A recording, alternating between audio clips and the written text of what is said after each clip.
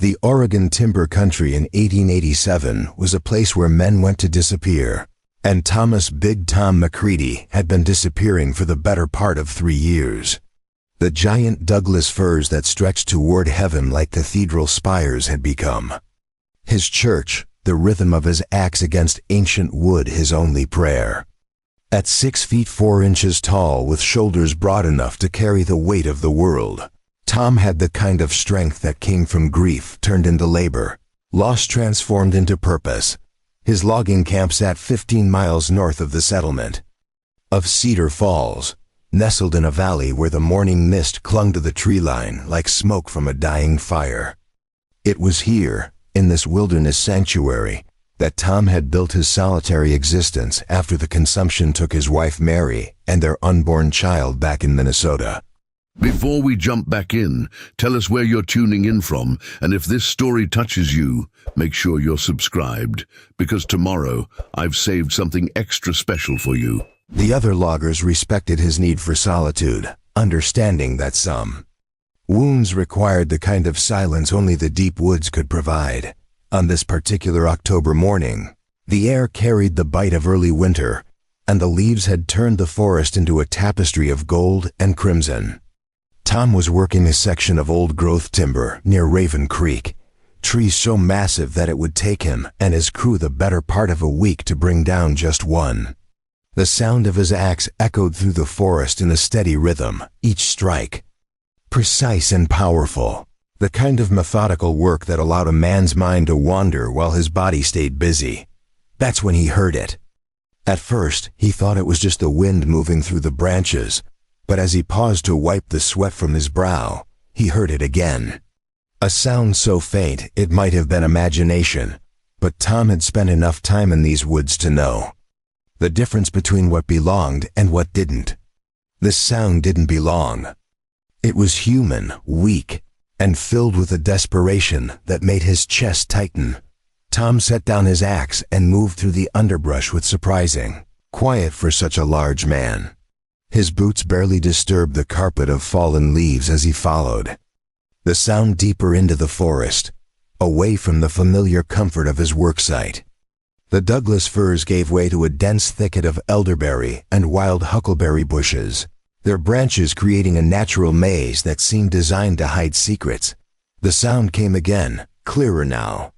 It was crying, soft and exhausted, the kind of weeping that came from someone who had run out of strength, but not yet out of hope. Tom pushed through a particularly thick stand of brush and stopped short, his breath catching in his throat at what he found in the small clearing beyond. She was huddled beneath a fallen log, so still that at first glance she might have been mistaken for just another shadow in the dappled forest light. But as Tom's eyes adjusted, he could see the rise and fall of her chest, shallow and irregular. She was young, probably no more than 18 or 19, with long black hair that hung in tangled sheets around her shoulders. Her clothing was traditional Sioux dress, but torn and stained with mud and what looked like blood. Her feet were wrapped in strips of hide that had been worn through in places, and her skin had the grayish pallor that spoke of starvation and exposure. Tom had seen Sioux before, of course.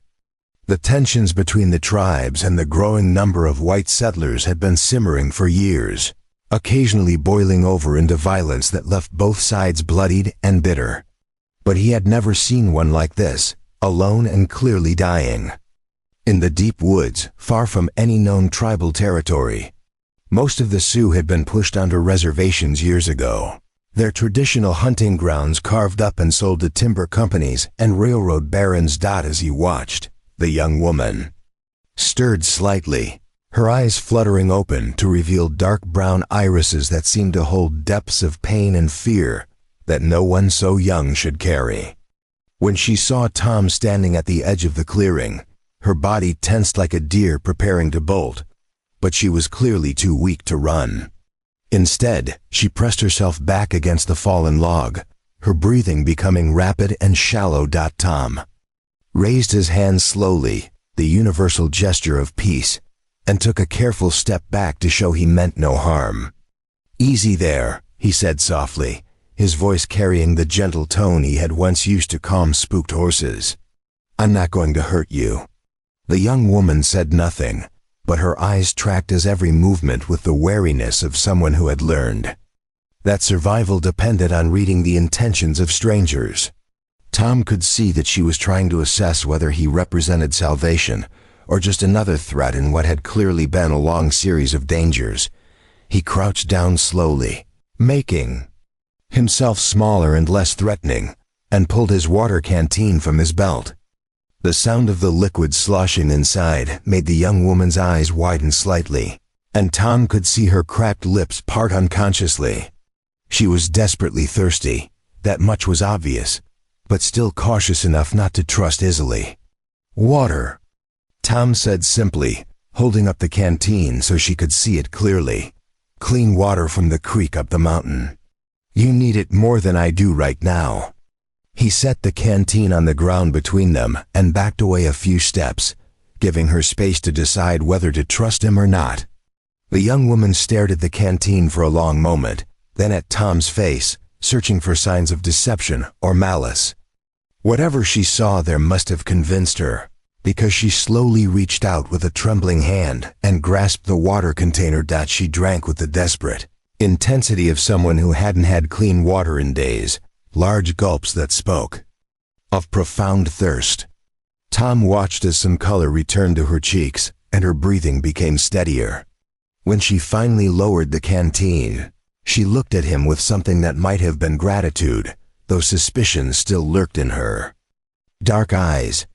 "My name is Tom," he said quietly, pointing to himself. "Tom McCready, what's yours?" The young woman hesitated for a long moment, then spoke in a voice so soft he had to strain to hear it. "Ayanna," she said, the syllables flowing like water. "Over stones. It means ... eternal blossom." Her English was accented but clear, suggesting she had learned it well, probably from missionaries or traders. Tom filed that information away, wondering what had brought a young Sioux woman who spoke English to be dying alone in the Oregon wilderness. "Ayanna," he repeated carefully, trying to pronounce it the way she had. "That's a beautiful name." You hurt? Besides being hungry and thirsty, I mean." She seemed to consider the question carefully before answering. "My ankle," she said, shifting slightly to reveal a foot that was clearly swollen and probably sprained. "I fell running through the dark 3 nights ago, and my shoulder." She touched her left shoulder gingerly, wincing at the contact. Tom's mind immediately went to practical concerns. She needed food, medical attention, and shelter, and she needed them soon. The nights were getting cold, and in her weakened condition, exposure could kill her as surely as starvation. But there were complications to consider, dangerous ones. That made his jaw tighten as he thought through the implications. The territory around Cedar Falls had been tense lately. There had been reports of Sioux raiding parties moving through the area, hitting isolated homesteads and clashing with army patrols. The local settlers were on edge, and the territorial militia had been conducting sweeps through the forest, looking for signs of hostile Indians. If Tom brought Ayanna back to his camp, word would spread quickly, and the consequences could be severe for both of them. But looking at her now, seeing the exhaustion and pain in her young face, Tom knew he couldn't leave her here to die. His conscience wouldn't allow it, and neither would the memory of his late wife Mary, who had always insisted that kindness was the one thing that separated civilized people from savages. "Ayanna," he said gently, "I have a cabin about 2 miles from here, and food and supplies to tend your injuries. But I need to know something first. Are you alone out here? Is anyone coming to look for you?" The question seemed to cause her physical pain, and tears welled up in her dark eyes. "My people," she said, her voice breaking slightly. "They are all dead. The soldiers came to our winter camp. They said we were harboring raiders, but we were just trying to survive the coming. Cold, they killed everyone. My father, my mother, my little brother. I only escaped because I was gathering herbs by the river when the shooting started." Tom felt something cold and hard settle in his stomach. He had heard rumors of unauthorized military actions against peaceful Indian camps, but hearing it confirmed by someone who had lived through such a massacre made his hands clench into fists. The idea of soldiers killing women and children in the name of preventing raids was exactly the kind of twisted logic that made him sick. "How long ago?" he asked quietly. 5 days, Ayanna replied. "I have been walking since then, trying to find somewhere safe to hide. But the forest is so big, and I don't know this country. I was lost and starving when you found me." Tom made his decision. "You're not lost anymore," he said firmly, "and you're not going to starve. Can you walk at all, or do I need to carry you?" Ayanna tried to stand, using the fallen log for support, but her injured ankle buckled immediately, and she would have fallen if Tom hadn't moved quickly to catch her. Preparing and narrating this story took us a lot of time, so if you are enjoying it, subscribe to our channel. It means a lot to us now. Back to the story. The contact was brief but electric, and Tom was surprised by the jolt of protectiveness he felt as he steadied her slight form against his massive frame.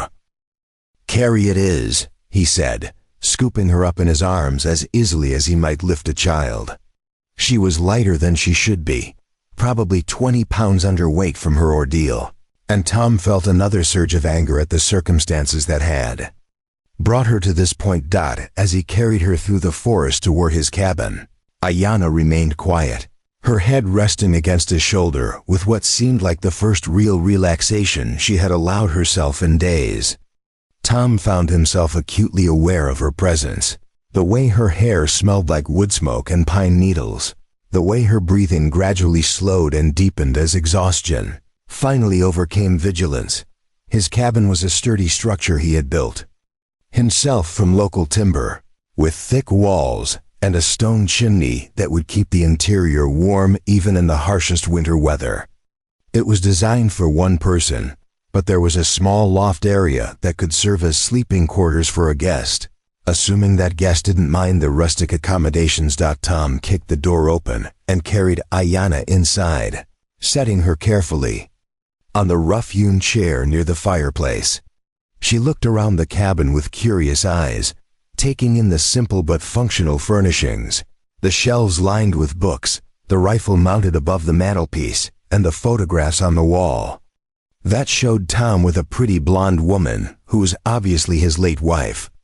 "This is my home," Tom said unnecessarily, suddenly aware of how humble it must seem compared to whatever life she had known before the massacre. "It's not much, but it's warm and dry, and there's plenty of food." He moved to the stove and began preparing a simple meal of beans and salt pork, along with some of the sourdough bread he baked weekly. As he worked, he found himself stealing glances at Ayanna, who sat quietly by the fire, her dark eyes reflecting the dancing flames. There was something about her presence that filled the cabin in a way he hadn't experienced since Mary's death. A sense of life and purpose that he had forgotten he was missing. "Tom," Ayanna said suddenly, her voice thoughtful, "why are you helping me? Your people and mine, we are not friends. Many of your people would kill me just for being here." It was a fair question, and one Tom had been asking himself since the moment he decided to bring her home. "Because it's the right thing to do," he said simply. "And because I've seen enough killing and hatred to last several lifetimes. Maybe it's time for something different." Ayanna nodded slowly, as if his answer confirmed something she had suspected. "In my tribe, we believe that the Great Spirit sometimes puts people in our path to test our character. Perhaps you are my test, or perhaps I am yours." Tom ladled the hot food into a bowl and brought it to her, along with a spoon and a cup of coffee. "Maybe we're both being tested," he said. "And maybe we'll both pass."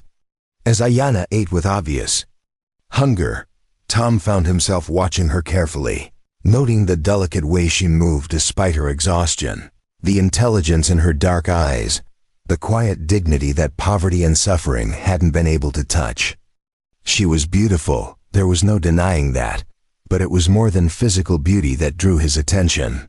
There was a strength about her, a resilience that spoke of someone who had faced terrible things and refused to be broken by them. "Ayanna," he said carefully, "I need you to understand something. This area isn't safe for someone like you right now. There's been trouble between your people and the settlers, and feelings are running high. If anyone finds out you're here, it could mean danger for both of us." She looked up from her food, meeting his eyes directly. "Then why did you bring me here? Why didn't you just leave me in the forest to die quietly where no one would know?" It was another fair question, and one that got to the heart of Tom's own moral struggle. "Because leaving you to die would have made me no better than the animals who killed your family," he said firmly. "And because some things are worth the risk." Ayanna studied his face for a long moment, then nodded slowly. "I understand. And I promise you, I will not bring trouble to your home if I can help it. But Tom McCready, you should know that trouble may come whether we invite it or not. There are men in this territory who believe that the only good Indian is a dead Indian. And they will not care that you saved my life or that I have done nothing to harm anyone." Tom felt a chill that had nothing to do with the October air outside. He knew she was right, knew that his decision to help her had set in motion a chain of events that could easily spiral beyond his control. But looking at her now, seeing the gratitude and trust beginning to replace the fear in her eyes, he knew he would make the same choice again. "Then we'll face that trouble when it comes," he said quietly, "together." As the evening wore on, Tom tended to Ayanna's injuries with supplies from his well-stocked medicine kit. Her ankle was badly sprained but not broken, and her shoulder bore the marks of a grazing bullet wound that had healed poorly during her flight through the wilderness. As he cleaned and rebandaged the wounds, he found himself fighting an unexpected tenderness that went far beyond simple compassion for a fellow human being in need. As Ayanna slept in the cabin's small loft, and Tom kept watch by the dying fire, he stared out the window at the dark forest and wondered what he had gotten himself into. He was a simple man who had come to the wilderness to escape the complications of civilization, but now he found himself at the center of a situation that could explode into violence at any moment. But as he listened to Ayanna's quiet breathing from the loft above, Tom realized that for the first time in 3 years, his cabin felt like a home again, instead of just a place to sleep between long days of hard labor. Whatever came next, whatever price he might have to pay for his decision to save her, he was already certain it would be worth it. The forest outside remained silent, but Tom knew that silence wouldn't last. Somewhere out there, forces were already in motion that would test everything he believed about right and wrong, about duty and compassion, about the kind of man he wanted to be in a world that seemed determined to bring out the worst in everyone. But for now, in this moment of quiet peace, Tom McCready was content to sit by his fire and guard the sleep of a young woman who had already begun to change his life in ways he was only beginning to understand. That the dawn brought more than just light to the Oregon wilderness. It brought riders. Tom McCready was splitting kindling behind his cabin when he heard the distant thunder of hooves echoing through the valley. His hands stilled on the axe handle as he counted the rhythm, at least 6 horses, maybe more, moving fast and with purpose. In 3 years of solitary living in these woods, Tom had learned to read the forest's moods like a farmer reads the sky, and everything about this morning felt wrong. He glanced up at the cabin's small loft window, where Ayanna still slept, her first real rest in nearly a week. The healing had begun during the night. He could see it in the way her breathing had deepened, the way some of the terrible tension had finally left her shoulders. But now, as the sound of approaching horses grew louder, Tom realized their brief sanctuary was about to be shattered. Moving with the quiet efficiency of a man accustomed to danger, Tom slipped back into the cabin and climbed the ladder to the loft. Ayanna was already awake, her dark eyes alert and frightened as she listened to the approaching riders. She had heard them too, and the look on her face told Tom she knew exactly what their arrival might mean. "How many?" she whispered, her voice barely audible above the sound of her own heartbeat. 6, maybe 8, Tom replied grimly. Could be army patrol, could be territorial militia, could be something worse. He met her eyes directly. Either way, you can't be seen here. The cabin had been built with more than just comfort in mind. Tom's years as a Union soldier during the war had taught him the value of defensive positioning and escape routes. Behind the false wall at the back of the loft was a narrow space, barely large enough for one person, that connected to a hidden tunnel leading to a root cellar built into the hillside behind the cabin. It wasn't comfortable, but it was invisible. To anyone who didn't know exactly where to look, Tom quickly helped Ayana into the hidden space, passing her water, some bread, and his hunting knife. Whatever happens, he said urgently, don't come out until I give you the all-clear signal. 3 short knocks, then 2 long ones. If you hear gunfire, use the tunnel to reach the root cellar, then follow the creek bed north to the old beaver. Dam. Wait there until nightfall, then head for the Willamette Valley. There are Quaker settlements there that might help you. Ayana gripped his hand tightly. What about you? I'll handle whatever this is, Tom said with more confidence than he felt. I'm just a logger minding his own business. They've got no quarrel with me. The riders had reached the clearing now, their horses snorting and stamping in the crisp morning air. Tom sealed the false wall and climbed down from the loft, taking a moment to smooth his hair and ensure his cabin looked like the home of a man who had been peacefully going about his morning routine. The knock on his door came hard and demanding, the kind of authoritative hammering that expected immediate compliance. Tom opened it to find himself facing 6 men in a mixture of army blue and civilian clothes, all armed and all wearing the kind of grim expressions that suggested they weren't here for a social visit. The man at the front was tall and lean, with steel-gray hair and the bearing of someone accustomed to command. He wore a lieutenant colonel's insignia, but his uniform was dusty and travel-stained, suggesting he'd been in the field for some time. His pale blue eyes swept over Tom with calculating intensity. You Tom McCready? The officer asked without preamble. I am, Tom replied carefully. And you are? Lieutenant Colonel James Whitmore, Territorial Militia. We're conducting a search of this area for hostiles. Indian raiders hit a supply wagon 2 days ago, killed 3 men and made off with weapons and ammunition. We have reason to believe they might be hiding in these woods. Tom kept his expression neutral despite the cold knot forming in his stomach. Haven't seen any Indians around here, Colonel. These woods are pretty quiet most of the time. Whitmore's eyes narrowed slightly. Mind if we take a look around? Check your property, make sure everything's secure. It wasn't really a request, and they both knew it. Tom stepped aside with apparent reluctance. I suppose that's your right, though I don't appreciate having my privacy invaded without cause. These are dangerous times, Mr. McCready, Whitmore said as his men began spreading out to search the cabin. We can't afford to take chances when it comes to Indian raiders. I'm sure you understand. As the soldiers moved through his home, examining every corner and shadow, Tom fought to keep his breathing steady. One of them was a tracker, a grizzled man with sharp eyes who moved through the cabin like a bloodhound, studying the floor for signs that didn't belong. Tom watched nervously as the tracker paused near the fireplace, then by the table where Ayana had eaten the night before.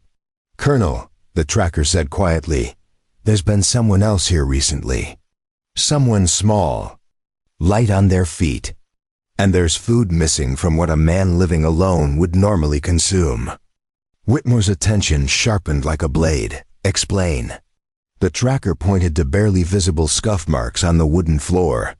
Boot prints here, but also moccasin tracks. Fresh ones less than a day old. And see this? He indicated the area around. The table. Crumbs from 2 meals, not 1. Someone else was eating here last night. Tom's mind raced as he tried to formulate an explanation that wouldn't immediately condemn both him and Ayana. I had a visitor yesterday, he said carefully. Fellow logger from the McPherson camp stopped by on his way south. We shared dinner. And he moved on this morning. What was his name? Whitmore demanded. Jake Morrison, Tom lied smoothly, picking a name common enough to be believable.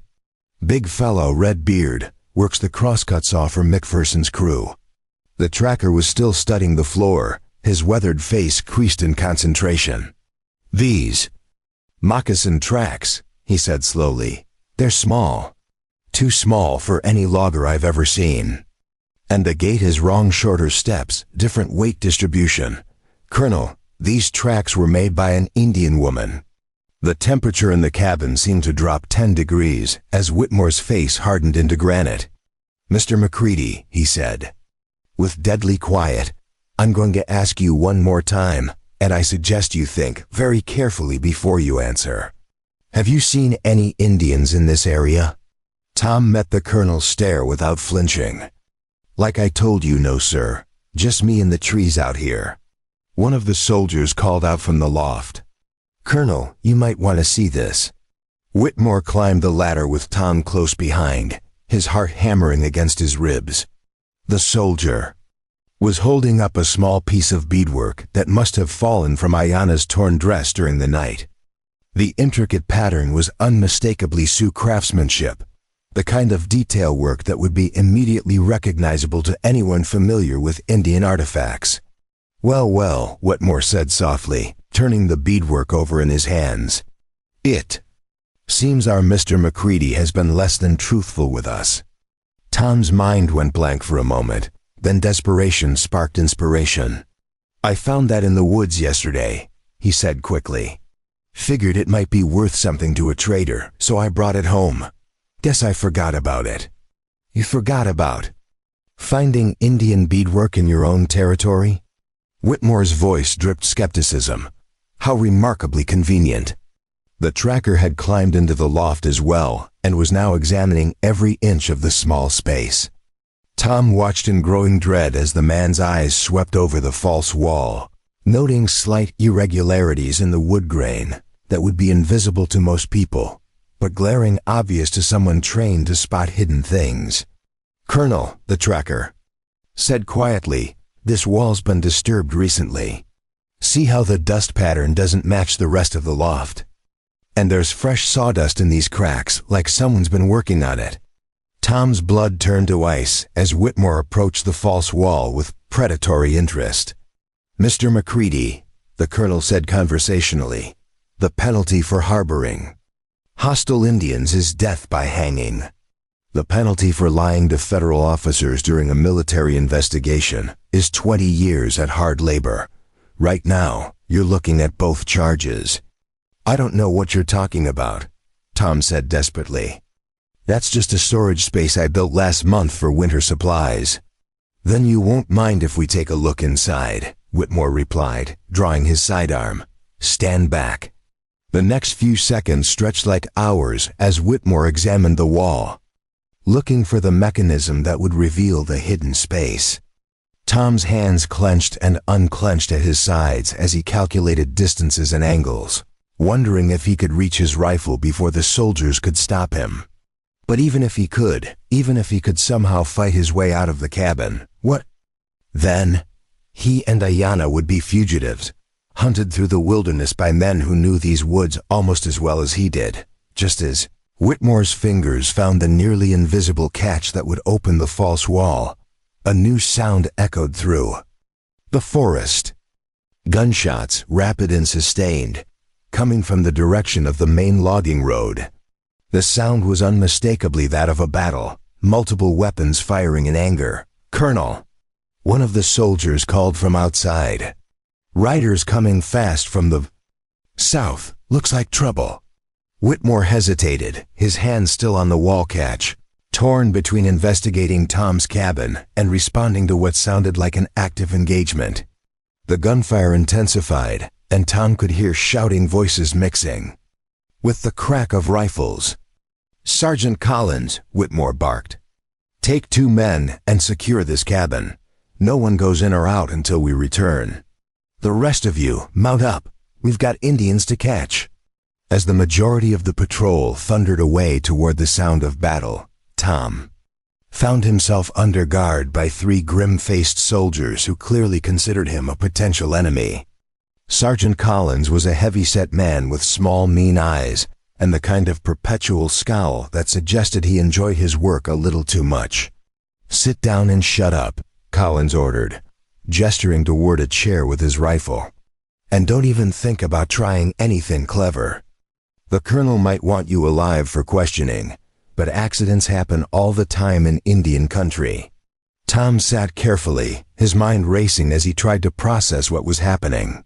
The gunfire in the distance suggested that Whitmore's patrol had found the Indians they were looking for, but something about the timing felt wrong. Had Ayana's people somehow survived the massacre she described? Were they launching some kind of rescue mission? Or was this something else entirely, a coincidence? That might either save them or damn them completely. The hours crawled by with agonizing slowness. The distant gunfire had faded, but there was no sign of Whitmore's return. Tom sat under the watchful eyes of his guards, listening for any sound from the hidden space behind the false wall. Ayana had to be terrified, trapped in that cramped darkness while strange voices filled her temporary sanctuary, but she remained absolutely silent. Tom found himself marveling at her self-control, her ability to endure yet another ordeal without panic or despair. As the afternoon wore on, one of the guards, a young private who looked barely old enough to shave, began to fidget nervously. "Sergeant," he said quietly, "shouldn't the colonel be back by now? That gunfight ended hours ago." Collins spat into the fireplace where the saliva hissed against the hot stones. "Indians are tricky bastards, son. Probably led the colonel on a merry chase through the woods. They'll be back when they're back."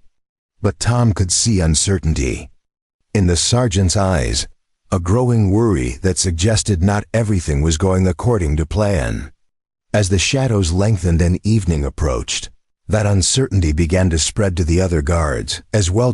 It was nearly sunset when they heard horses approaching again, but something was wrong with the sound. Instead of the confident thunder of a returning patrol, these hoofbeats were irregular, desperate. When the riders finally appeared in the clearing, Tom's heart sank. Only 2 men returned, and both were wounded. One was slumped over his horse's neck, blood seeping through his uniform shirt. The other, a corporal with a bandaged head, was barely staying in his saddle. "Jesus Christ," Collins breathed, rushing outside to help the wounded men. "What happened? Where's the colonel?" "Dead," the corporal gasped as Collins helped him dismount. "They're all dead. It was a trap, dozens of them waiting in ambush. We rode right into it like damn fools." Tom felt the world tilt sideways as the implications hit him. Whitmore and most of his patrol were dead, which meant the immediate threat to Ayana was gone. But it also meant that word of the massacre would spread, bringing more soldiers, more patrols, more desperate men looking for someone to blame. "What about the Indians?" Collins demanded. "Did you get any of them?" The wounded corporal shook his head weakly. "They scattered after the ambush. Could be anywhere by now. Could be watching us right now for all we know." Collins's face went white as he realized their position. They were isolated, outnumbered, and facing an unknown number of hostile Indians who had just proven they could outfight trained soldiers. His eyes darted to Tom, then to the cabin, then back to his wounded comrades. "We need to get back to Cedar Falls," the corporal continued. "Get reinforcements. Report what happened. This whole territory is going to explode when word gets out." "What about him?" Collins jerked his thumb toward Tom. The colonel thought he was hiding something. The corporal glanced at Tom with pain-dulled eyes. "Leave him. We've got bigger problems now than one suspicious logger. If there's an Indian uprising coming, we need every man we can get back at the fort." Collins clearly wanted to argue, but the reality of their situation was undeniable. With only 3 effective soldiers and 2 of them wounded, They couldn't afford to waste time on investigations that might or might not lead anywhere. "You're lucky, MacCready," Collins snarled as he helped secure the wounded men for travel. "But don't think this is over. When we come back, and we will come back, we're going to tear this place apart board by board until we find whatever you're hiding." Tom watched silently as the soldiers prepared to leave, fighting to keep relief from showing on his face. As the small group rode away into the gathering darkness, he waited until their hoofbeats had faded completely before moving to the loft and giving the all-clear signal. The false wall opened to reveal Ayana, cramped and frightened but unharmed. She practically fell into Tom's arms as he helped her out of the hiding space, her body shaking with reaction to hours of terror and confinement. "I heard everything," she whispered against his chest. "The colonel, the tracker, the fighting. Tom, those men who died my people didn't kill them." Tom held her tightly, feeling the tremors that ran through her slight frame.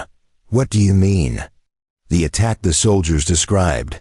The ambush, that's not how my people fight. We don't set traps for whole patrols. We avoid soldiers whenever possible." Ayana pulled back to look at him directly. "Someone else killed those men. Someone who wanted it to look like an Indian attack." The implications of her words sent a chill down Tom's spine. If Ayana was right, then someone was deliberately stirring up conflict between the settlers and the tribes, using the very real tensions to cover their own agenda. But who would benefit from an Indian war? And more importantly, what did it mean? For him and Ayana? "We can't stay here," Ayana said quietly. "More soldiers will come, and next time they won't be distracted by gunfights. They'll search until they find me."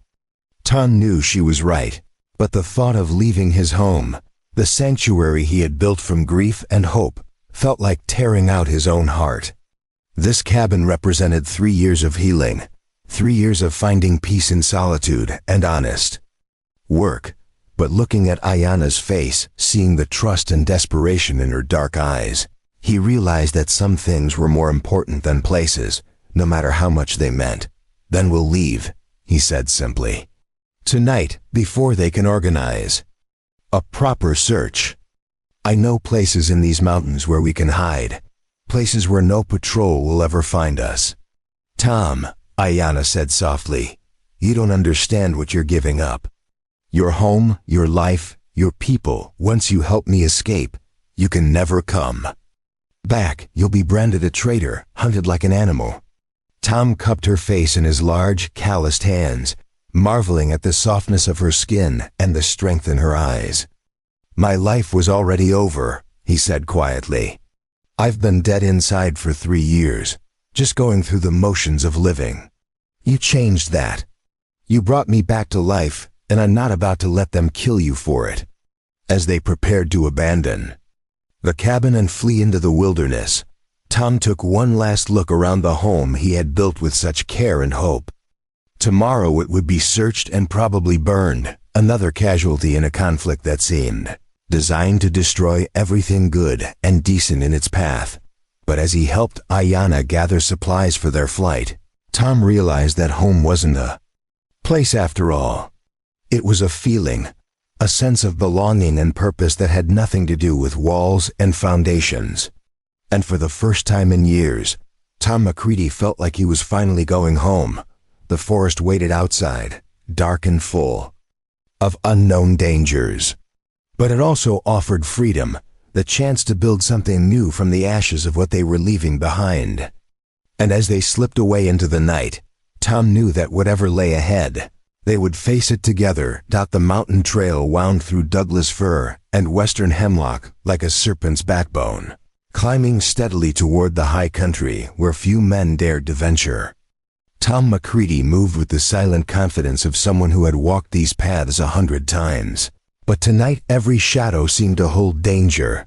Every sound of wind through the trees might mask the approach of pursuing horses. Behind him, Ayana followed with the fluid grace of someone born to wilderness travel, her injured ankle wrapped tightly but no longer slowing her down. 3 days of Tom's cooking and care had restored much of her strength, and the desperate flight from his cabin had awakened survival instincts that had kept her alive through the massacre and its aftermath. They had been traveling for 6 hours, climbing steadily away from the familiar logging roads toward a destination Tom had never shared with another living soul. Devil's Canyon was a slash in the Cascade Mountains that most locals avoided, a place where the rock walls rose so steep and close that sunlight barely penetrated to the canyon floor, even at midday. It was dangerous, unpredictable, and absolutely perfect for 2 fugitives who needed to disappear completely. "Tom," Ayanna whispered as they paused at a rocky outcropping to catch their breath. "There are riders behind us. I can hear them."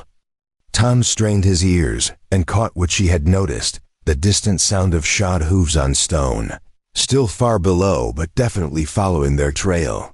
He cursed silently, knowing that Collins had been more resourceful than he'd given the sergeant credit for.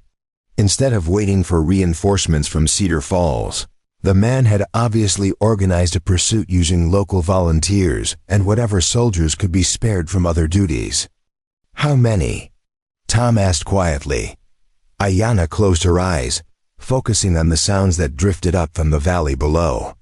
Her people had trained her from childhood to read the wilderness like a book, to extract information from the slightest variations. In natural sound, 8 horses, maybe 9. Moving fast, but they're pushing too hard for this terrain. Their mounts will be exhausted long before they reach the high country. Tom felt a grim satisfaction at her assessment. Collins was a soldier, not a woodsman, and he was making the classic mistake of treating a wilderness pursuit like a cavalry charge across open ground. The sergeant's urgency would work against him in terrain that demanded patience and careful navigation. "There's a place about 2 miles ahead where the trail splits 3 ways," Tom said, shouldering his pack again.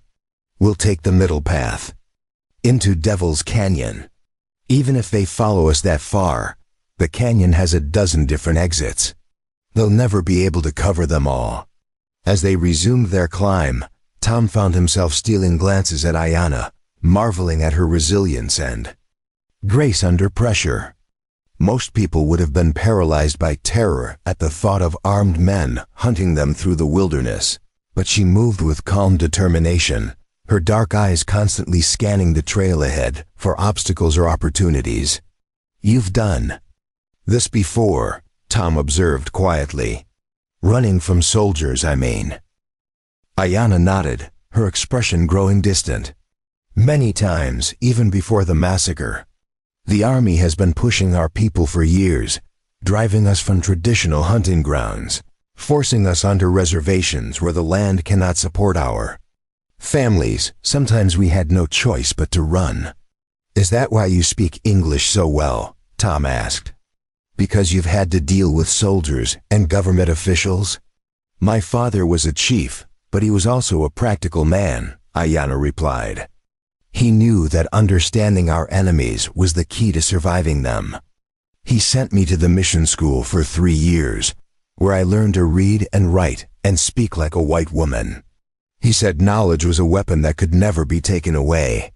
Tom felt a pang of sadness at the matter-of-fact way she spoke about survival strategies that should never have been necessary. "Your father sounds like a wise man." "He was," Ayanna said softly, "right up until the moment they shot him down like a dog in front of his own lodge." The trail began to narrow as they approached the entrance to Devil's Canyon, the massive stone walls rising on either side like the gates to some ancient fortress. Tom had discovered this place during his first winter in Oregon, following a wounded elk that had led him deeper into the mountains than he had ever ventured before. The canyon was a geological marvel, carved by millions of years of water erosion into a labyrinth of passages, caves, and hidden valleys that seemed to exist outside the normal world. "My God," Ayanna breathed as they entered the canyon proper, her voice echoing off the towering walls. "This place feels sacred, ancient." Tom understood what she meant. There was something about Devil's Canyon that made a person feel insignificant, humbled by forces far greater than human ambition or conflict. The walls rose 300 feet on either side, their surfaces carved by wind and water into fantastic shapes that resembled faces, animals, and symbols that seemed almost deliberate. The local tribes have stories about this place, Tom said, as they navigated the narrow trail that wound along the canyon floor. They say it's where the spirits of the earth come to dream, and that mortals who disturb those dreams never find their way out again. Do you believe in spirits, Tom McCready? Ayanna asked, her voice carrying a note of genuine curiosity. Tom considered the question carefully. I've seen enough unexplainable things in my life to keep an open mind. And being in places like this, ... He gestured at the cathedral-like space around them. It's hard not to feel like you're in the presence of something larger than yourself. They had been walking through the canyon for nearly an hour when they encountered the first sign that they weren't alone. Ayanna spotted it first, a faint wisp of smoke rising from somewhere deeper in the canyon, barely visible against the dark stone walls. Campfire, Tom said grimly. But who would be camping in a place like this? Outlaws, perhaps, Ayanna suggested.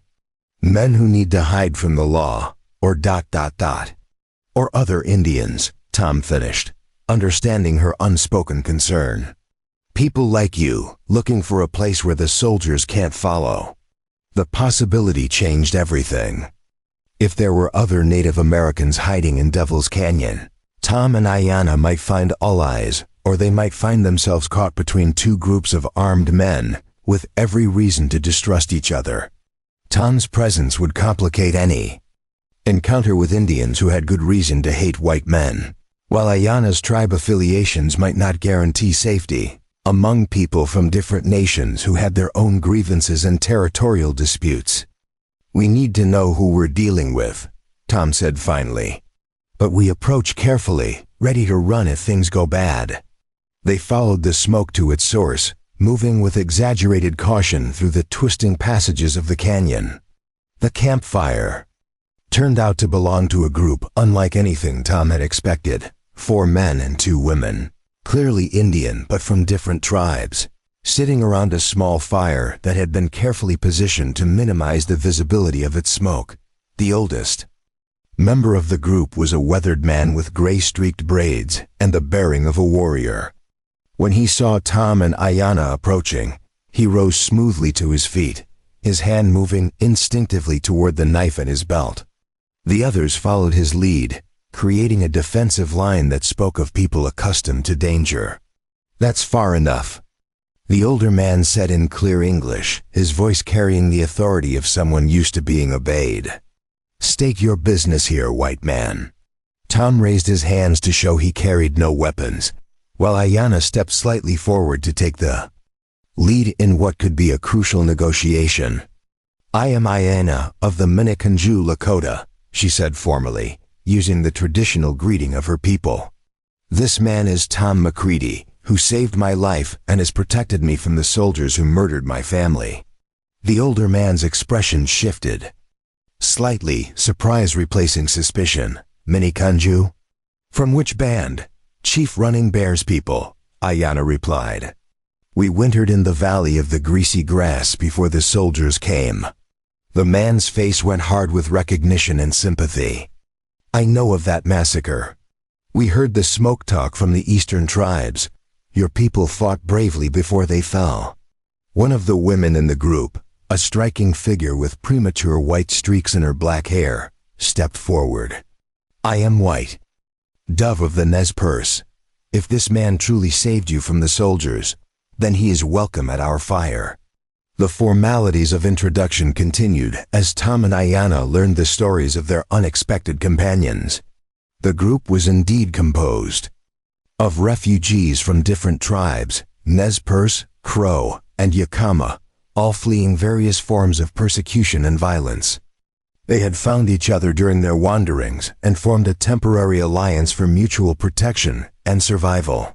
We call ourselves the people of the Lost Trails, explained the older man, who introduced himself as Joseph Running Wolf of the Crow Nation. We are men and women who have no reservations to return to, no chiefs to follow, no homes that have not been burned by soldiers. We survive by staying hidden, by moving when we must, by helping others who flee the same devils that hunt us.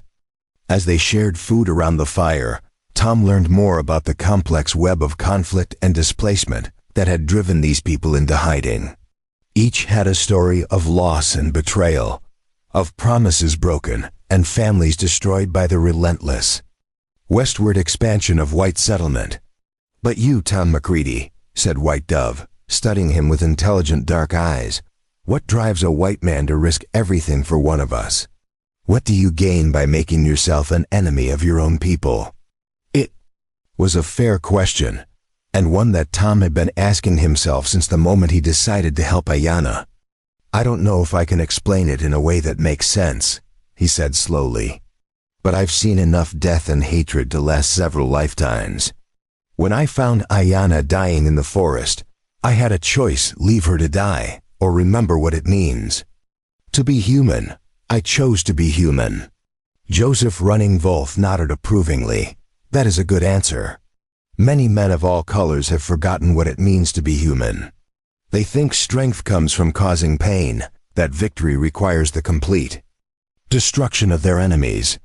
The conversation was interrupted by a distant sound that made everyone around the fire freeze, the echo of horses echoing through the canyon. Still far away, but definitely getting closer. "Collins," Tom said grimly. "I was hoping the canyon would discourage him, but the man's more persistent than I gave him credit for." "How many?" Joseph Running Wolf asked, already moving to scatter the fire and eliminate any trace of their presence. 8 or 9 riders, Ayanna replied.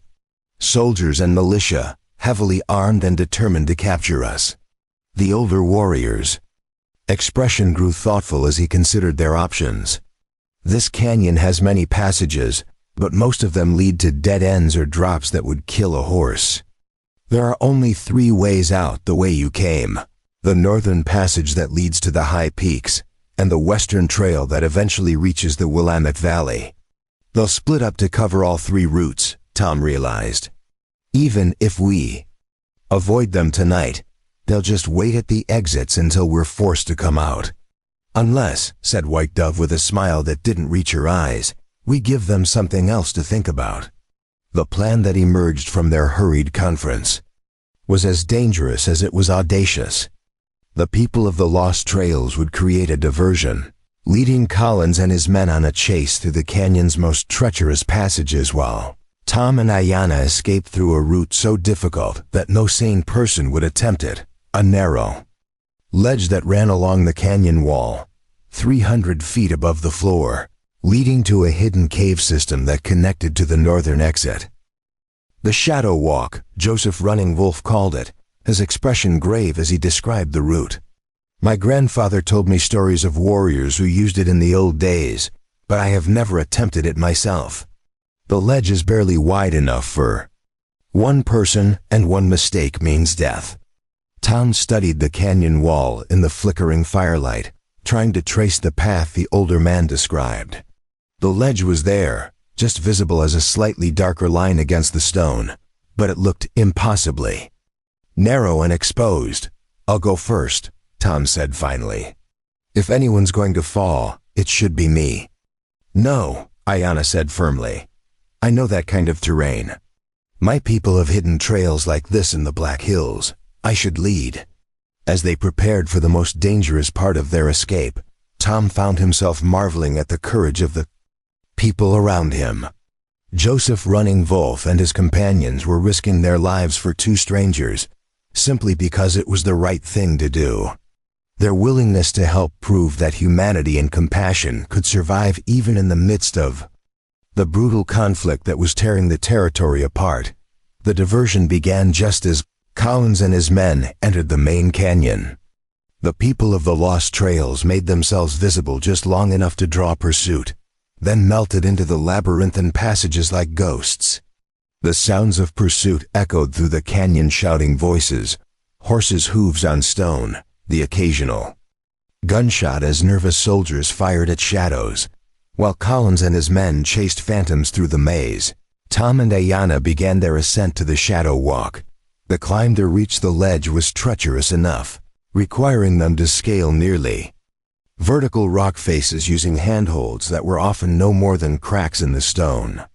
Tom's size and strength served him well, but Ayanna moved with an almost supernatural grace, finding routes up the rock face that he would never have seen. When they finally reached the ledge, Tom understood why it was called the Shadow Walk. The narrow path was barely 18 inches wide, carved into the canyon wall by some ancient geological process. 300 feet below, the canyon floor looked like another world, while above them the walls continued upward for another 100 feet, creating a sense of being suspended in space. "Don't look down," Ayanna advised as she began moving along. The ledge with careful, measured steps. Feel for each foothold.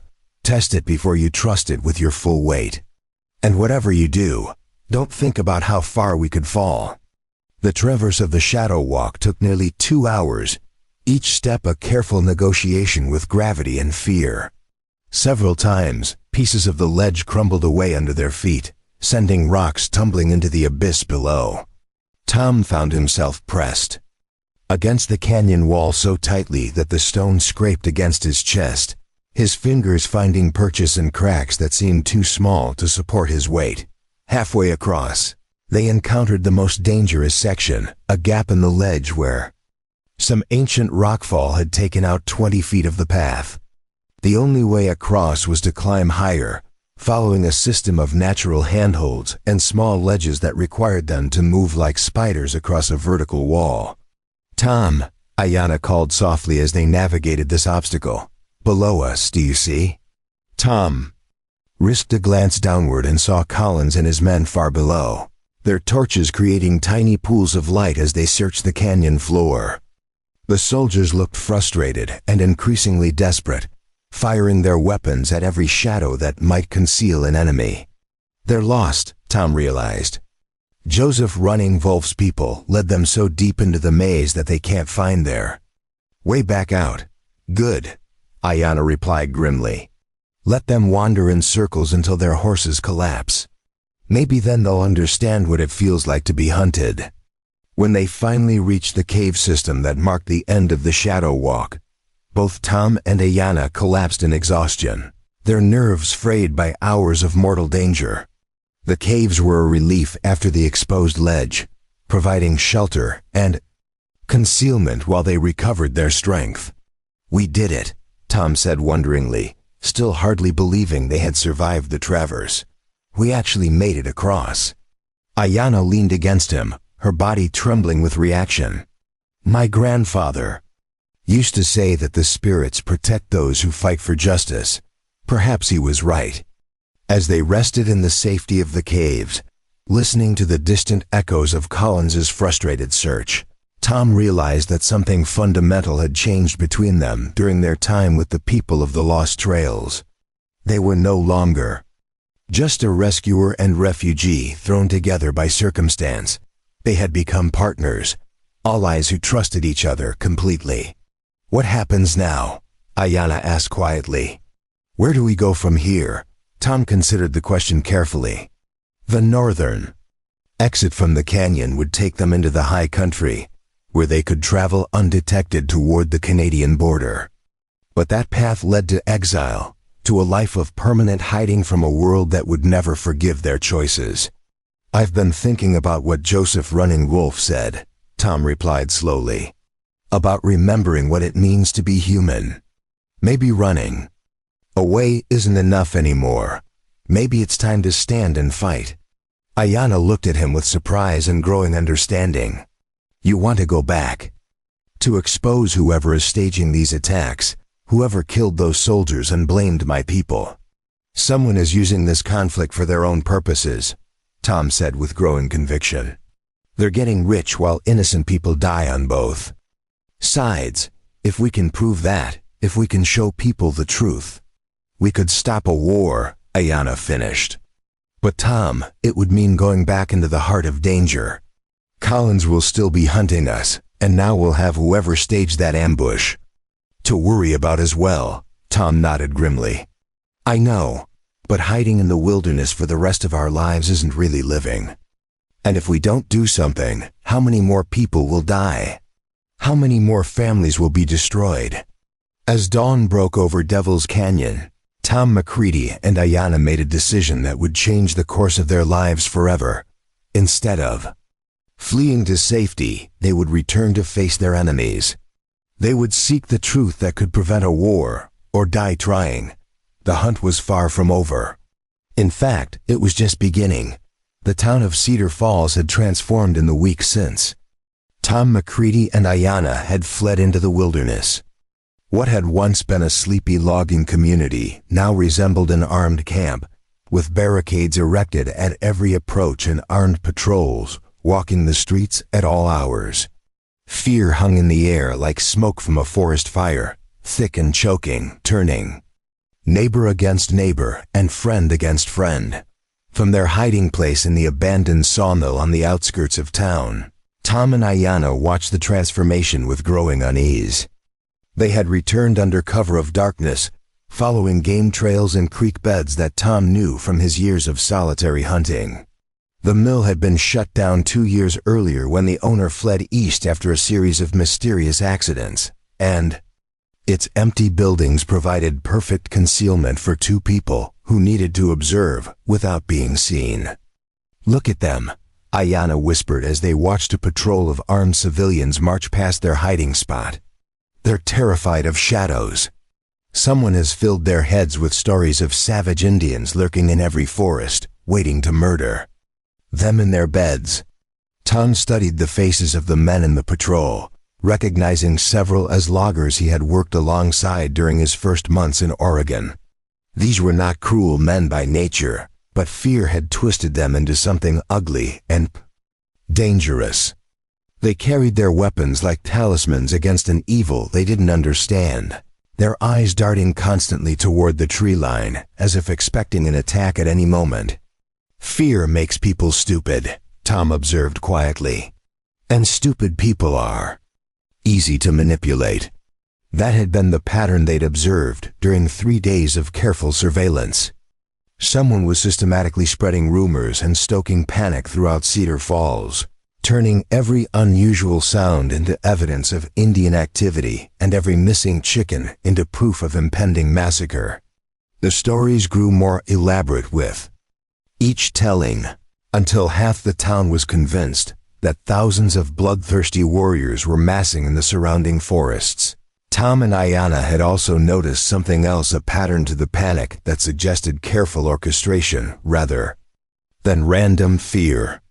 The rumors always seemed to originate from the same sources, spread by the same handful of men who had appeared in town shortly after the massacre of Whitmore's patrol. These men claimed to be representatives of various territorial authorities, but their stories didn't quite match and their credentials were suspiciously vague. There, Ayanna pointed toward the town's main street, where a familiar figure was holding court outside the general store. That's the one who calls himself Deputy Marshal Henderson. He's been telling everyone that the territorial governor has authorized shoot on-site orders for any Indians found off the reservations. Tom focused on the man in question, tall, thin, with prematurely gray hair, and the kind of sharp features that suggested intelligence and ruthlessness in equal measure. Henderson had arrived in Cedar Falls 3 days after Whitmore's death, claiming to represent federal authority and demanding immediate action against the Indian threat. His presence had galvanized the town's fear into organized hatred, turning panic into purpose. I don't think he's a real deputy marshal, Tom said slowly. I've met federal lawmen before, and they don't operate like this. They gather evidence, follow procedures, work through official channels. This Henderson character is more like a provocateur. What's a provocateur? Ayanna asked. Someone who stirs up trouble for their own purposes, Tom explained. During the war, both sides used them to turn civilian populations against each other, to create chaos that could be exploited for military or political gain. As they watched, Henderson finished his speech and moved through the crowd, shaking hands and speaking quietly with specific individuals. Tom noted that these were always the town's most influential citizens, the bank president, the territorial representative, the leaders of the various merchant associations. Whatever Henderson was saying to them, it was having a visible effect, turning concerned citizens into active conspirators. We need to get closer, Tom decided. We need to hear what he's actually telling these people. That evening, as darkness fell over Cedar Falls, Tom and Ayanna made their way through the shadows toward the Grand Hotel, where Henderson had taken up residence in the finest suite available. The hotel sat at the center of town, a 3-story brick building that served as headquarters for whatever passed for government in this remote corner of Oregon Territory. Getting inside required all of Tom's knowledge of the building's construction and Ayanna's natural stealth. The hotel had been built by the same company that constructed Tom's cabin, and he knew that the ventilation system included a network of ducts that connected all the major rooms. Access was through the basement, where the furnace and water systems created enough noise to mask any sounds they might make. The basement was a maze of pipes, machinery, and storage rooms that smelled of coal dust and machine oil. Tom led the way through the mechanical spaces with the confidence of someone who had helped install some of the equipment during the hotel's construction. The ventilation ducts were larger than he remembered, easily big enough for 2 people to crawl through if they were careful and quiet. This feels like something from a children's adventure story, Ayanna whispered as they made their way through the narrow metal passages, crawling through secret tunnels to spy on the villains. Let's hope it doesn't end like most of those stories, Tom replied grimly. The heroes in children's tales don't usually get hanged for treason. The duct system brought them to a grate that overlooked Henderson's suite, where the supposed deputy marshal was meeting with 3 other men Tom didn't recognize. The conversation that drifted up through the ventilation system made Tom's blood run cold. The territorial militia is almost ready to move, Henderson was saying as he poured whiskey for his companions. Another week of propaganda, and they'll be begging us to authorize a full-scale campaign against every tribe in the region. One of the other men, a portly figure with a diamond stickpin in his cravat, leaned forward eagerly. And the contracts? Already signed, Henderson replied with satisfaction. The government will pay premium prices for weapons, ammunition, horses, and supplies. Everything purchased through Pacific Development Corporation, naturally, with appropriate commissions for all parties involved. Tom felt Ayanna tense beside him as the implications became clear. The Indian scare wasn't just about stirring up racial hatred, it was about money. Someone had figured out how to turn fear and violence into a profitable business model, with the federal government footing the bill for an unnecessary war. What about the railroad surveys? Asked a third man. This one with the weathered look of someone who spent his time outdoors. The Northern Pacific is getting impatient about clearing the right-of-way through Sioux territory. Henderson smiled coldly. Once we have our war, every tribe in the region will be relocated or eliminated. The railroad will have a clear path from the Columbia River to the Dakota Territory, and Pacific Development will own the land rights to everything in between. The scope of the conspiracy was breathtaking in its callousness. These men weren't just profiteering from conflict, they were manufacturing it from whole cloth, creating the very dangers they claimed to be fighting against. Tom thought about all the innocent people who would die if their plan succeeded, both white settlers and Indian families caught up in a war that served no purpose except enriching a handful of Eastern businessmen. There's one loose end we need to address, the portly man said, his voice taking on a more serious tone. This lumberjack, McCready, and his Indian woman. They've disappeared completely, but they could cause problems if they surface at the wrong time. Collins is still looking for them, Henderson replied dismissively. But even if they do turn up, who's going to believe a traitor and a savage over federal authorities? We'll simply say they're part of the Indian conspiracy, maybe even the ringleaders of the whole operation. What if they have evidence? The outdoor man pressed. What if they saw something during the Whitmore incident that could contradict our version of events? Henderson's expression darkened. Then we'll make sure they don't live long enough to present that evidence. Collins has authorization to shoot on sight, and accidents happen all the time during Indian fighting. Tom had heard enough. The casual way these men discussed murder and genocide made his stomach turn, and he could feel Ayanna trembling with rage beside him. They needed to get this information to someone in authority, someone who could stop the conspiracy before it exploded into full-scale war. But as they began to carefully retreat through the ventilation system, disaster struck. The metal duct beneath Tom's weight gave way with a grinding screech, sending him tumbling through the ceiling of a storage room below. He landed hard among boxes of hotel linens, the crash echoing through the building like a thunderclap. "Tom!" Ayanna called out in alarm, but he was already rolling to his feet, checking for injuries and grabbing her hand to pull her down from the damaged duct out above them. They could hear Henderson's voice barking orders. "Search every room. Someone was listening to our conversation." "We need to move," Tom said urgently, leading Ayanna through the storage room toward what he hoped was an exit.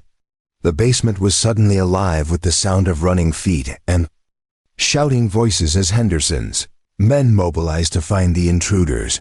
They made it as far as the hotel's back door before running into trouble. 2 armed men were waiting in the alley, apparently positioned there to cut off any escape attempt.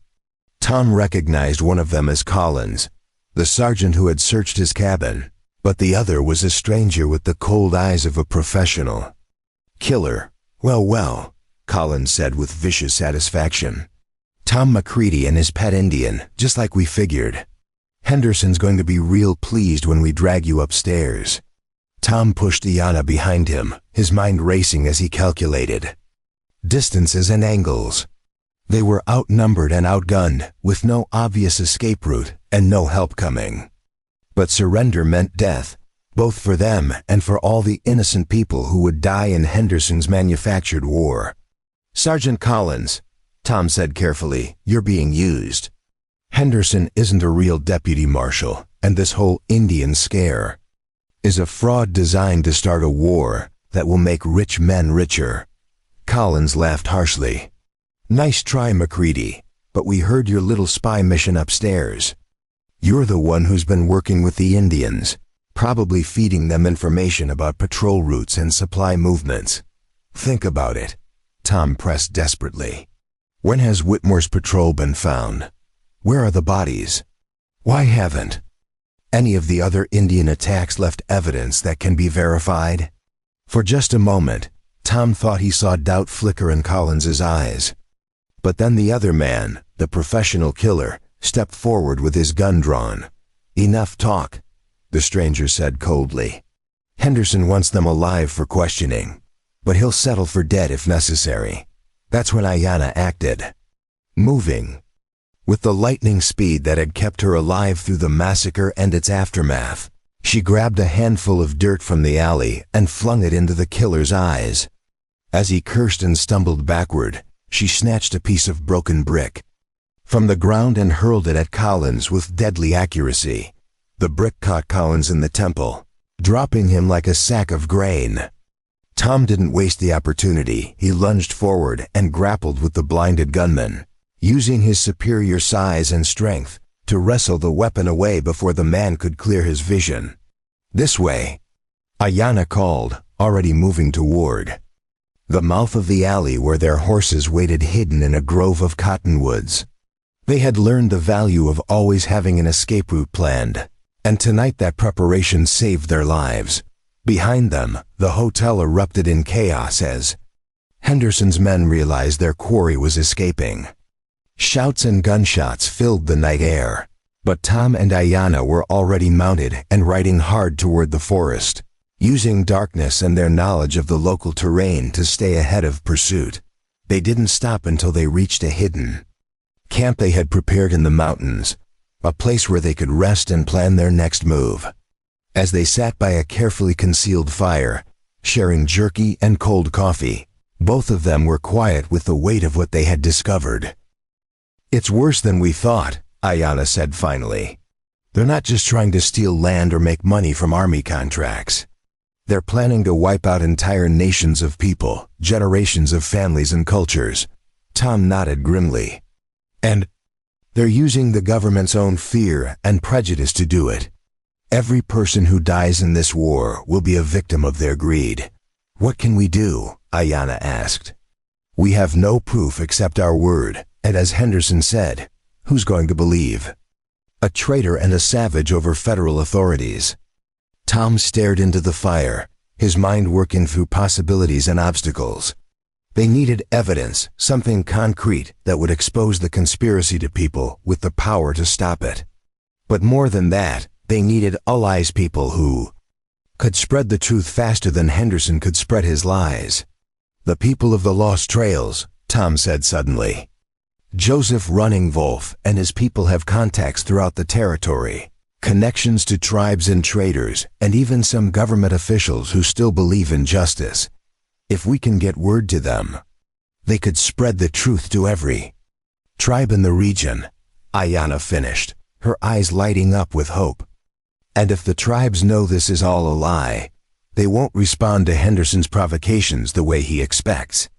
"More than that," Tom continued, his excitement growing.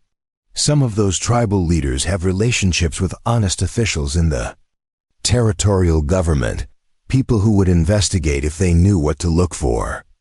It was a long shot, but it was the only chance they had. Tom and Ayanna spent the rest of the night planning their return to Devil's Canyon, knowing that they would have to move fast before Henderson's conspiracy reached the point of no return.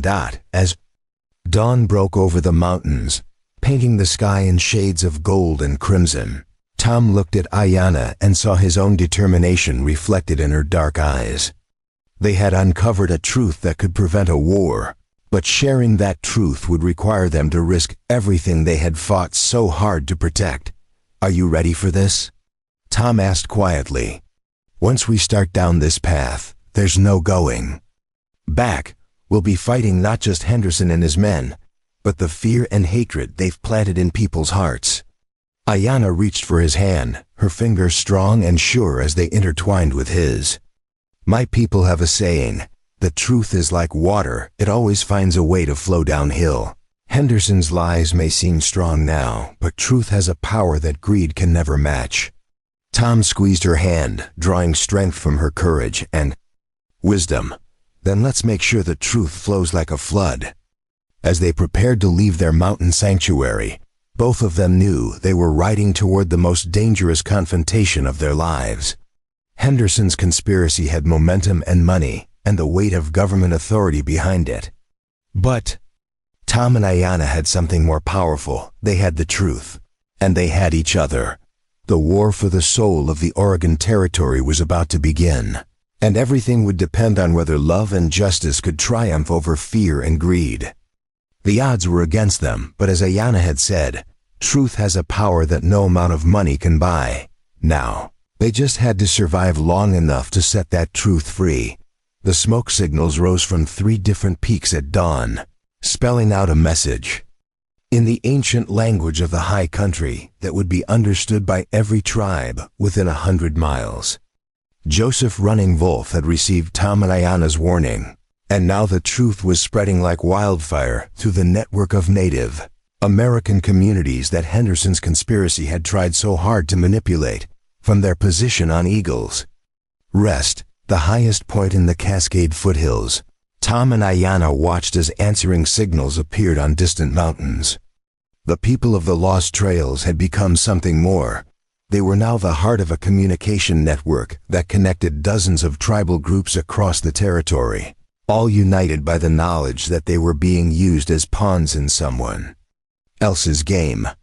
"Look," Ayanna pointed toward the eastern horizon, where a line of dust indicated approaching riders. "That will be Chief Standing Bear of the Yakama. Joseph Running Wolf said he would come if the message was true." Tom lowered his spyglass, having counted at least 30 mounted warriors making their way up the mountain trails toward the secret gathering place.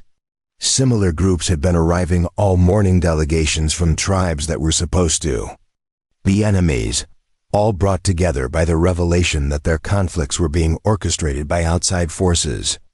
"This is either going to work brilliantly or get us all killed," Tom observed grimly. "If Henderson finds out about this gathering, ... He won't," Ayanna said with quiet confidence. "My people have been hiding from soldiers for generations. We know how to be invisible when we need to be." The gathering that took place in the hidden valley behind Eagle's Rest was unlike anything Tom had ever witnessed. Chiefs and war leaders who had been bitter enemies for decades sat around the same council fire, listening with growing anger as Joseph Running Wolf shared the intelligence that Tom and Ayanna had gathered. The conspiracy that Henderson had assumed would divide and conquer the tribes was instead uniting them in common cause. Chief Standing Bear, a massive man with arms like tree trunks and scars that told the story of a lifetime spent fighting, spoke.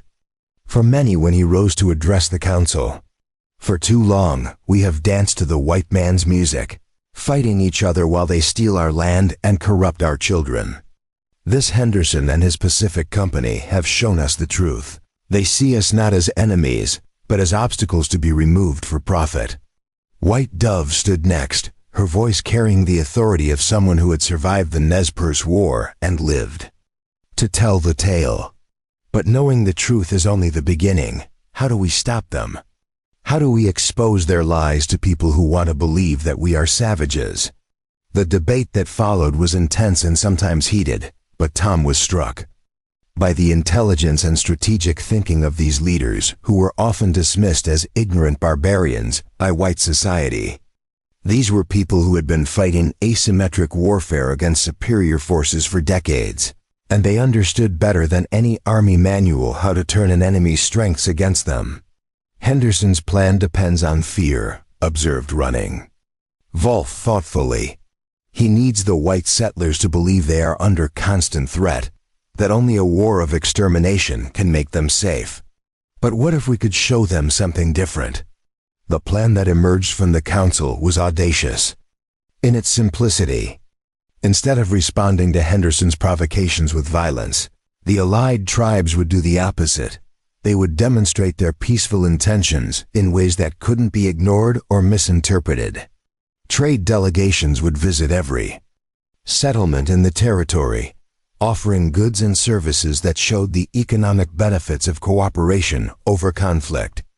Chiefs would request meetings with territorial officials, presenting evidence of the conspiracy and demanding investigation. But the most crucial element of the plan would fall to Tom, as the only white man in the alliance who could move freely through settler communities.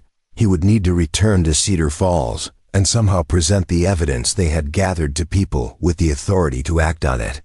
"It's a death sentence," Ayanna said flatly when the plan was explained to them.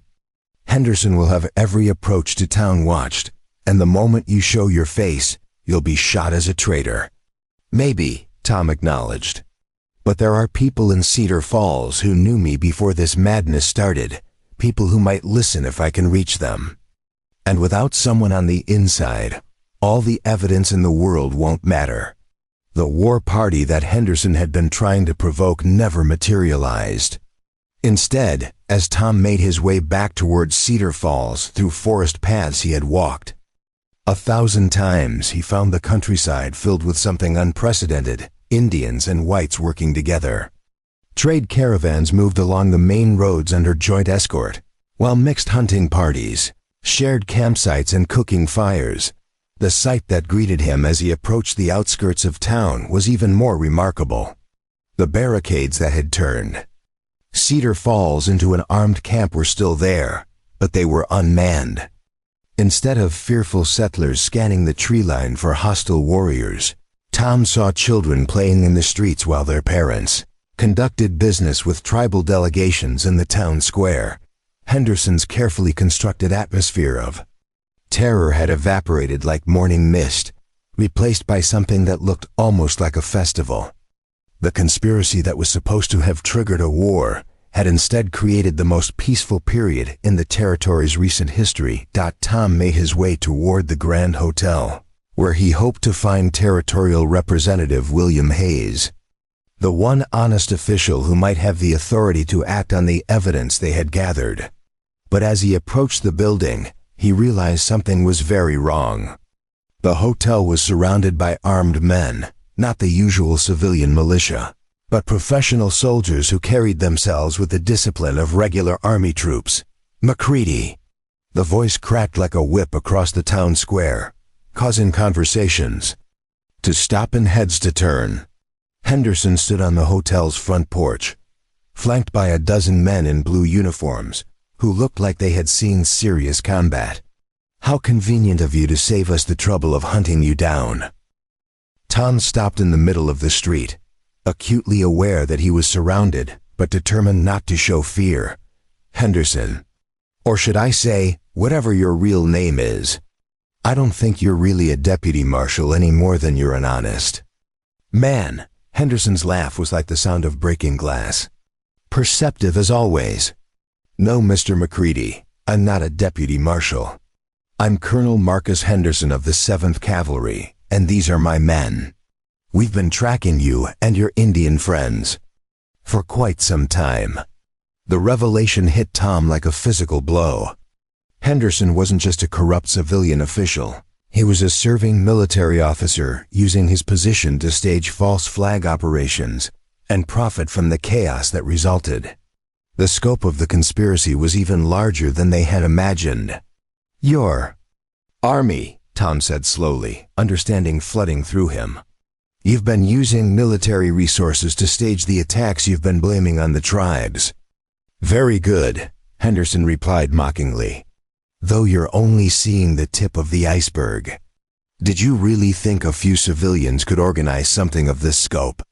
The Pacific Development Corporation has contracts with the War Department, worth millions of dollars, and certain officers have been very well compensated for ensuring those contracts are fulfilled." Around the town square, Tom could see civilians beginning to understand what they were witnessing. The revelation that their protector was actually the source of their danger was spreading through the crowd like ripples on a pond, creating confusion and anger in equal measure. "People of Cedar Falls," Tom called out, raising his voice so it would carry across the square. "This man has been lying to you. There is no Indian uprising, no threat to your families. Henderson and his company have been staging attacks to justify a war that will make them rich while your sons die fighting a manufactured enemy."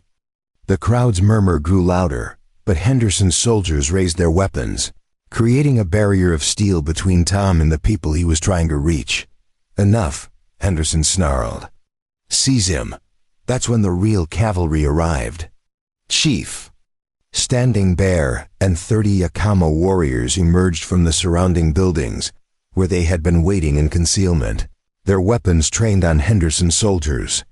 At the same time, White Dove and a group of Nez Perce women stepped out of the crowd of civilians, revealing that the town square was filled with far more Indians than anyone had realized. Colonel Henderson, Standing Bear called out in perfect English, "You are surrounded by people you have wronged, and witnessed by people you have deceived. Surrender now, and you will be given the fair trial you have denied so many others." Henderson's face went white as he realized his situation had reversed completely. His men were outnumbered and surrounded, with nowhere to run and no way to fight. Their way out without massacring civilians in full view of witnesses. "You have no authority here," Henderson blustered, but his voice lacked its earlier confidence. "I am a federal officer acting under orders from Washington. Show us those orders," demanded a new voice from the crowd. Tom turned to see Territorial Representative William Hayes pushing through the crowd, his face grim with determination. "Show us the documentation that authorizes you to stage false attacks and murder innocent people." Henderson's hand moved toward his sidearm, but the click of dozens of weapons being cocked made him freeze. He was trapped, and everyone in the square knew it. The standoff stretched for what felt like hours, but was probably only minutes. Then, from somewhere in the crowd, an old woman's voice called out, "Show us the proof, Mr. McCready." "Show us what?" "You found." Tom reached into his jacket and pulled out the documents he and Ayanna had stolen from the hotel. Papers that detailed the conspiracy's scope and Henderson's role in it. As he began reading from the contracts and correspondence that proved the conspiracy, the crowd's anger shifted from the imaginary Indian threat to the very real threat of government corruption. "Citizens of Cedar Falls," Tom concluded, "you have been lied to, manipulated, and used as tools in someone else's scheme for profit. The choice is yours: continue to be victims of their deception, or stand up for the truth that can set us all free." The crowd's response was immediate and decisive. Instead of the war Henderson had tried to manufacture, they chose justice. Henderson and his conspirators were arrested by their own neighbors, while the tribal leaders who had been painted as enemies were welcomed as allies in the fight against corruption. As the sun set over Cedar Falls, Tom found himself standing beside Ayanna in the town square that had been transformed from a place of fear into a symbol of hope. The conspiracy that was supposed to have destroyed the peace had instead created something new, a community where people were judged by their actions rather than their ancestry. "Is it over?" Ayanna asked quietly. Tom looked around at the scene of former enemies working together to build something better. "This part is over, but the real work is just beginning." 6 months after the exposure of Henderson's conspiracy, the Oregon Territory had become something unprecedented in American history, a place where two cultures were learning to build a future together rather than destroy each other's past. The transformation hadn't been easy or immediate, but it had been real, measurable in small daily victories that added up to something miraculous. Tom McCready stood on the porch of his new home, watching the sun rise over a valley that bore little resemblance to the one he had known a year ago. Where once there had been only his lonely logging camp, now there was a thriving community called Harmony Creek, a settlement built jointly by white families, seeking a fresh start in tribal groups, looking for a place to adapt to the changing world without abandoning their heritage. The house itself was a symbol of that new cooperation, built with traditional Sioux techniques for harmony with the land, but using modern tools and materials that made it comfortable for year-round habitation. Tom had designed it with help from Ayanna's cousin, a master builder named Joseph Crow Feather, who had become one of his closest friends, despite their initial wariness of each other. "The delegation from Washington will arrive this afternoon," Ayanna said as she joined him on the porch, carrying 2 cups of coffee and wearing a dress that beautifully combined Sioux beadwork with contemporary styling.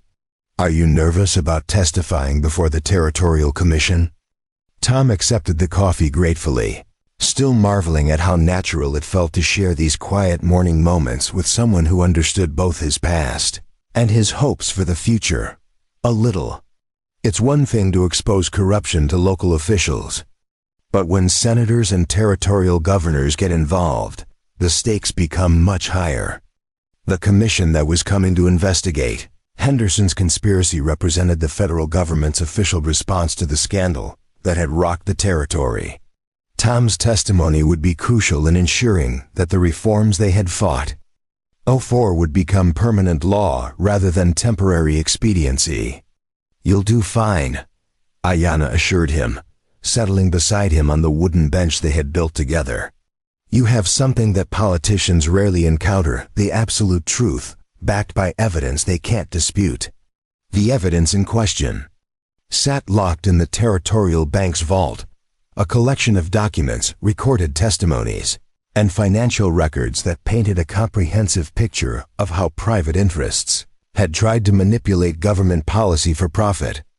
Henderson himself was awaiting trial in the territorial capital, along with a dozen co-conspirators whose arrests had sent shockwaves through military and business circles as far away as Washington, D.C.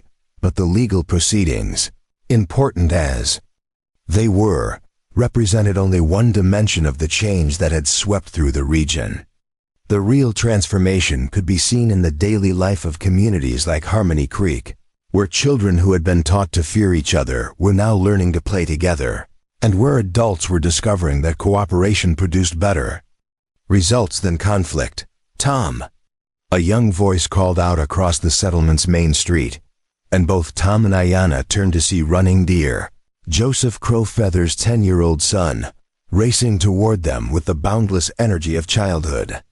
"Tom, my father says to tell you the new mill wheel is ready for testing." The mill wheel represented one of Harmony Creek's most ambitious projects, a sawmill designed to process timber, using both traditional respect for the forest and modern efficiency techniques. It would provide lumber for the growing community while ensuring that harvesting was sustainable and environmentally responsible. "Tell your father I'll be right there," Tom replied, ruffling the boy's hair in a gesture that had become as natural as breathing.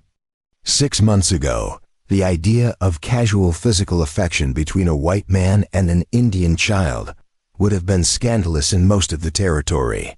Now it was simply part of the fabric of daily life in their community. As Running Deer scampered away, Tom found himself reflecting on how much his own perspective had changed. The man who had fled to the Oregon wilderness to escape human connection had discovered that isolation wasn't healing. It was just another form of death. Real healing came from building something meaningful with people who shared your values, regardless of where they had been born or what language they spoke at home. "I have news too," Ayanna said quietly, her voice carrying a note that made Tom turn to look at her more carefully. "From Dr. Matthews in Cedar Falls. The examination confirmed what I suspected." Tom's heart stopped for a moment as he processed the implications of her words. Dr. Matthews was the territorial doctor who had been treating the health needs of both communities, and Ayanna had visited him the previous week for reasons she had been mysteriously reluctant to discuss. "Ayanna," Tom said slowly, "are you telling me that we single quotes going to have a child?" she finished, her dark eyes sparkling with a mixture of joy and nervousness. "A baby who will grow up in a world where his parents' love story isn't a scandal but a symbol of hope." Tom felt as if the sun had suddenly become twice as bright, filling his chest with warmth that had nothing to do with the morning weather. He pulled Ayanna into his arms, holding her as if she were made of precious crystal, overwhelmed by the magnitude of what she had just shared with him. "A child," he repeated wonderingly. "Our child. Born free of all the hatred and fear that tried to keep us apart." "She," Ayanna corrected with a smile. "I'm certain it's a girl. And I want to name her Mary, if that's all right with you. After your first wife, the woman whose memory helped you become the man who could save me." Tom felt tears spring to his eyes at her generosity, her understanding that honoring his past didn't diminish their future. "Mary Ayanna McCready," he said, testing the sound of it. "A name that bridges two worlds." "Just like her parents," Ayanna agreed, leaning against his chest with contentment that spoke of absolute trust and shared dreams. The sound of approaching horses interrupted their moment of private celebration, and Tom looked up to see a familiar figure riding toward their home. Chief Standing Bear approached with the dignity that had made him such an effective leader during the crisis, but his weathered face showed signs of weariness that spoke of long negotiations and difficult decisions. "Tom, Ayanna," Standing Bear said as he dismounted, "I bring news from the territorial capital. The commission has reached its preliminary conclusions." Tom and Ayanna exchanged glances, both knowing that the chief's expression suggested the news wasn't entirely positive. "Henderson and his immediate conspirators will face trial for treason, fraud, and conspiracy to commit murder," Standing Bear continued. "But the Pacific Development Corporation itself has been granted immunity in exchange for cooperation with the investigation. They'll pay fines and restitution, but no one else will face criminal charges." Tom felt his jaw clench with frustration. The corporate interests that had funded and profited from Henderson's conspiracy would escape with financial penalties that were probably less than their illegal profits, while the human cost of their greed had been measured in lives destroyed and communities torn apart. However, Standing Bear continued, his voice carrying a note of satisfaction. The territorial legislature has passed new laws that will make such conspiracies much more difficult in the future. All military contractors must now submit to independent auditing. Tribal representatives will sit on territorial planning commissions, and mixed communities like Harmony Creek will receive federal protection against interference.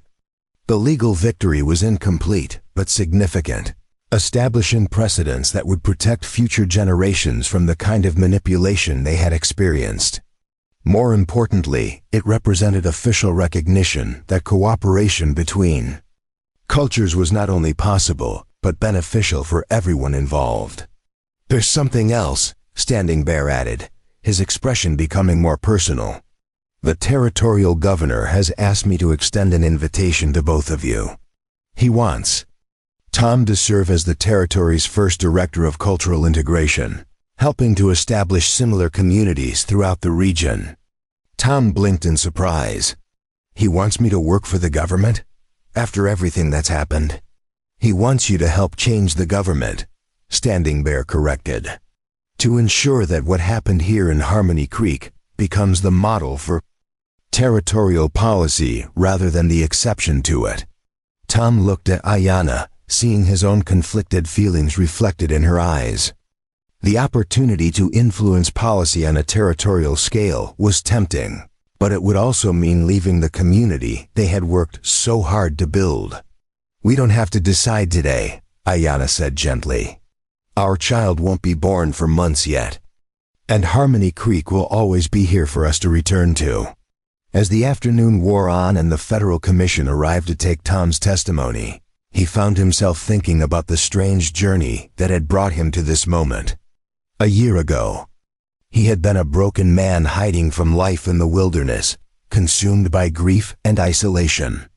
The decision to save one starving young woman had set in motion a chain of events that had transformed not just his own life, but the entire territory. The commissioners listened with grave attention as Tom recounted the details of Henderson's conspiracy, presenting evidence that would ensure the corrupt colonel spent the rest of his life in prison.